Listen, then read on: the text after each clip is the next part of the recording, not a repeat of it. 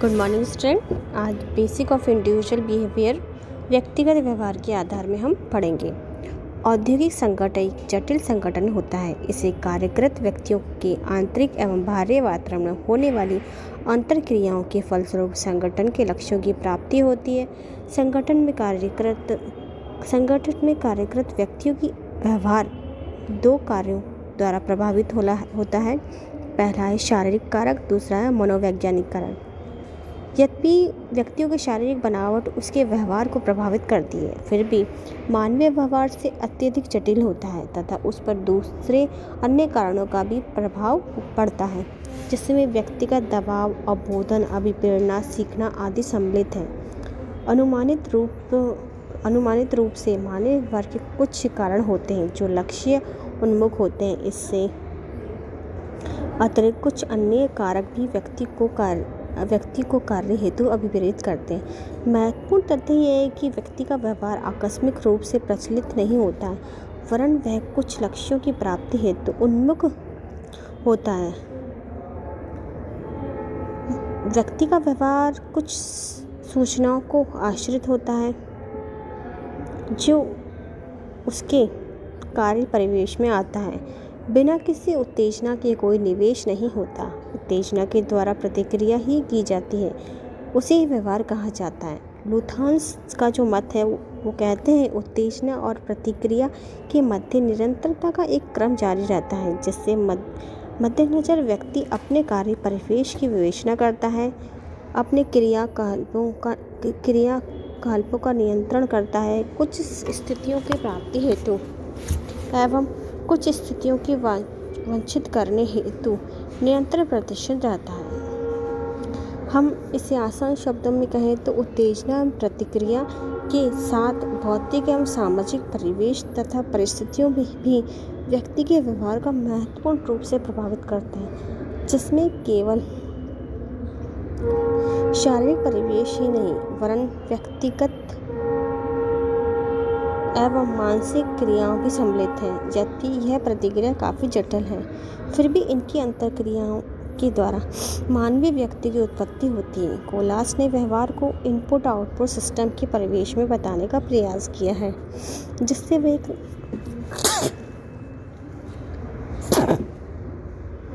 प्रक्रिया रहती है। कोलास ने व्यवहार को इनपुट आउटपुट सिस्टम के परिवेश में बताने का प्रयास किया, जिससे वे केंद्रीय प्रतिक्रिया, अबोध चिंतन, तर्क वितर्क, निर्णय आदि विशिष्ट भूमिका का विश्लेषण व्यवहार का बेहतर ढंग से समझाते हैं। व्यक्तिगत व्यवहार के प्रमुख आधार जो हैं पर्सनैलिटी, स्ट्रेस,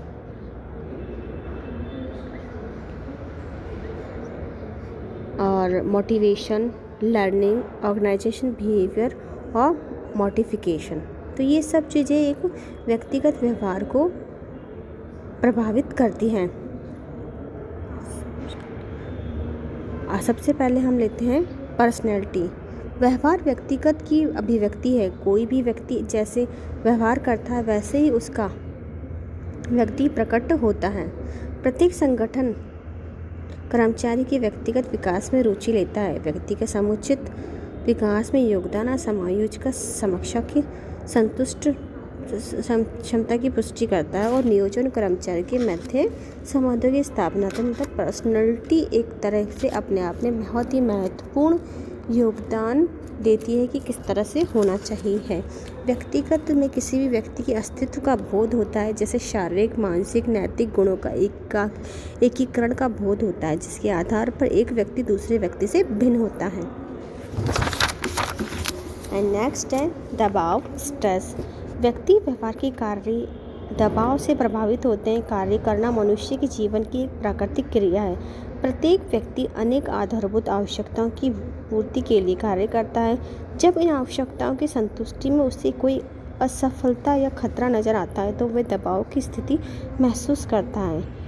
वियर के अनुसार दबाव एक व्यक्ति एवं उसकी जॉब की अंतर्क्रियाओं के परिणाम स्वरूप उत्पन्न होता है, जो एक व्यक्ति के भीतर परिवर्तन के कारण उत्पन्न होता है तथा उसे सामान्य कार्य से विचलन हेतु बाध्य होता है। नेक्स्ट है परसेप्शन अवबोधन। एक व्यक्ति व्यवहार को इस बात पर भी निर्भर करता है कि वह जगत की घटना किस रूप से देखता है, उसका प्रत्युत्तर किस रूप में है। कि व्यक्ति का एक परिवेश में रहता है, उससे उत्तेजना मिलती है तथा उससे प्रति उसकी अनुक्रिया होती हैं जो आंतरिक एवं बाहरी रूप में होती हैं।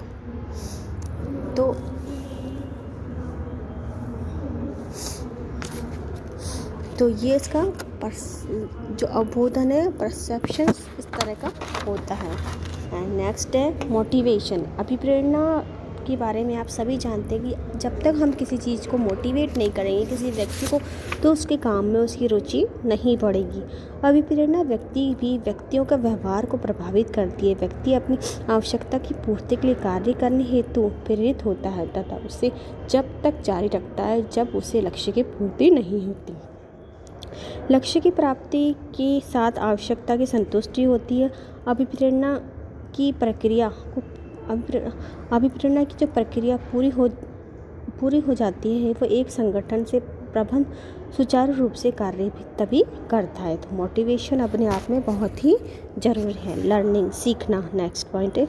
सीखने की प्रक्रिया भी व्यक्तिगत व्यवहार को प्रभावित करती है। सीखने से तात्पर्य व्यवहार में होने वाले स्थायी परिवर्तन से है जो अनुभव के द्वारा प्राप्त होता है। प्रायः सीखने की क्रिया सभी समूह में जारी रहती है जिससे प्रत्यक्ष व्यक्ति के व्यवहार प्रभावित होता है।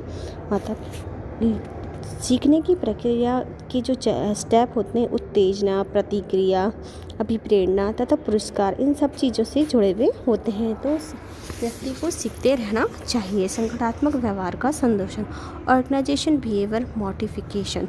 परंपरागत रूप से व्यक्ति के व्यवहार के विश्लेषण हेतु उत्तेजना का प्रयोग होता है। आधुनिक व्यवहारवादियों का मत है कि बाहरी वातावरण घटकों को ही व्यवहार का अहम भूमिका होती है। इनका मत है कि संगठन व्यवहार के परिणामों द्वारा पर्यावरणीय परिवेश में परिवर्तित होता है।